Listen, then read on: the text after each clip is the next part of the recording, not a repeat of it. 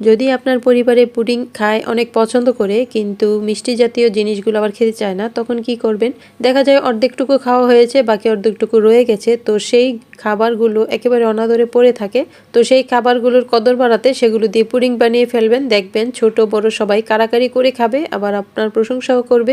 আর আপনি যে বাড়তি জিনিসগুলো দিয়ে বানিয়েছেন সেটা তো কেউ বুঝবেই না, উল্টো আপনাকে ধন্যবাদ দিবে। তো আজকে আমি সেরকম একটা পুডিং বানাবো, একেবারে আনকমন একটা পুডিং বানাবো, রসমালাই দিয়ে পুডিং। তো প্রথমে আমি ক্যারামেলটা করে নিলাম, এবার 2টা ডিম নিয়ে নেব। আর পুডিংয়ের ক্ষেত্রে ছোট্ট একটা টিপস দেব, যে কেউ এই টিপসটা ফলো করে পুডিং বানাতে পারবেন, পুডিং সুন্দর মতো জমে যাবে। তো যারা নতুন রাঁধুনি আছেন, পুডিং জমে না মনে করেন বা আবার বানানোর পর এটা যখন বাটি থেকে ঢালেন তখন দেখা যায় ভেঙে যায়, তারা এই টিপসটা ফলো করে বানাবেন, অবশ্যই পুডিং সুন্দর হবে। আর এখানে হলো রসমালাই। তো রসমালাই এটুকু খেয়ে রয়ে গেছে। রসমালাই তো রেখে খাওয়া যায় না, দেখা যায় একেবারে জমে যায়, নষ্ট হয়ে যায়, আঠালো হয়ে যায়। তো বেঁচে যাওয়া রসমালাই যদি কেউ না খায়, সেক্ষেত্রে আমার মতো এরকম করে মজার পুডিং বানিয়ে দিতে পারেন।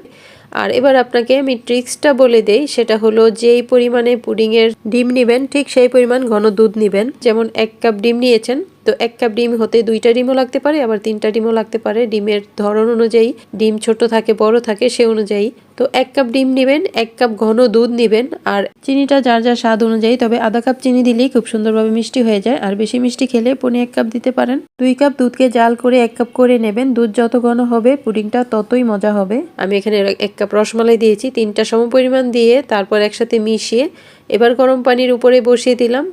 20 থেকে 25 মিনিট বা আধ ঘন্টা লাগবে চুলার জালের উপরে। তারপর পুডিং সুন্দর মতো জমে বসে যাবে।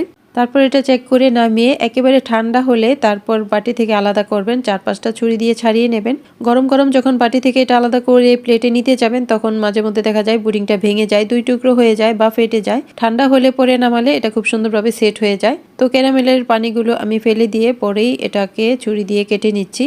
তো অনেকে পানির সাথে আবার সার্ভ করে, সেটা আমার কাছে ভালো লাগে না, তো আমি পানিটা ফেলে দিয়ে একটা পিস করে নিলাম। তো দেখুন পুডিংটা, রসমালাই দিয়ে পুডিং বানিয়েছি, এত সুন্দরভাবে জমেছে এটা, আর এত সুন্দর হয়েছে, কামড়ে কামড়ে মিষ্টি লাগবে। আমি কিন্তু এখানে চিনি দেইনি, রসমালাইয়ের রস আর মিষ্টির দানাতেই এই পুডিংটা পারফেক্টভাবে মিষ্টি হয়ে যাবে। এটা খেতে অসম্ভব মজা হয়েছিল। তো এরকম বাড়তি উপকরণ দিয়ে পুডিং বানিয়ে দেবেন, যে কোনো বাড়তি উপকরণ দিয়ে কিন্তু পুডিং বানানো যায়। তো ভালো থাকবেন, একেবারে ঘরোয়া উপকরণে এরকম সহজ সহজ মজার মজার রেসিপি দেখতে সাথেই থাকুন। আল্লাহ হাফেজ।